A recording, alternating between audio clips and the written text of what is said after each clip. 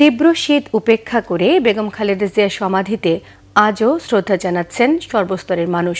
এদিকে বিএনপির সিনিয়র যুগ্ম মহাসচিব রুহুল কবির রিজভী বলেছেন, বেগম খালেদা জিয়ার নৈতিকতা, তার দেখানো আদর্শ নিয়ে এগিয়ে যাবে তার দল।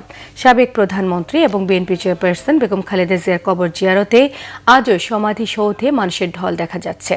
ভোর থেকে ঘন কুয়াশা আর তীব্র শীত উপেক্ষা করে রাজধানীর শেরেবাংলা নগরের জিয়া উদ্যানে খালেদা জিয়া সমাধিস্থলে আসছেন বিভিন্ন শ্রেণী পেশার মানুষেরা। 3 দিনের রাষ্ট্রীয় শোক শেষে বিএনপি ঘোষিত 7 দিনের শোক চলছে।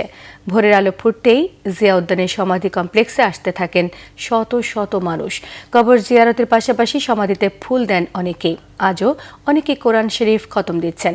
বেলা 11টার দিকে সমাধিসৌধে মহিলা দলের শ্রদ্ধা শেষে বিএনপির সিনিয়র যুগ্ম মহাসচিব রুহুল কবির রিজভী বলেছেন, গণতন্ত্রের আপসী নেত্রী শিখিয়েছেন কিভাবে দেশ ও মানুষের পাশে দাঁড়াতে হয়, ফ্যাসিবাদের বিরুদ্ধে কিভাবে লড়াই করতে হয় সেটিও শিখিয়েছেন বেগম খালেদা জিয়া। চিকিৎসা দিতে দেওয়া হয়নি, তার ভুল চিকিৎসা দেওয়া হয়েছে ইচ্ছাকৃতভাবে, এবং তার খাওয়া এবং অন্যান্য কিছুতেই সন্দেহ রয়ে গেছে।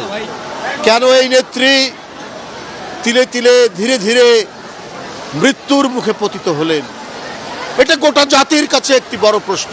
আমার মায়ের ছায়া থেকে আসলে বঞ্চিত হলাম। এখন আমরা আমাদের ভারপ্রাপ্ত চেয়ারম্যান হয়তো আমাদের ভাইয়ের স্নেহ দেবেন, ভাইয়ের মমতা দিয়ে নারীদের জন্য কাজ করবেন, কিন্তু মায়ের স্নেহ তো আমরা পাবো না, মায়ের মমতা তো আমরা পাবো না। সেই জায়গা থেকে আসলে আমরা জাতীয়তাবাদী মহিলা দল অবশ্যই বঞ্চিত হলাম, যেটা মানে অপূরণীয়।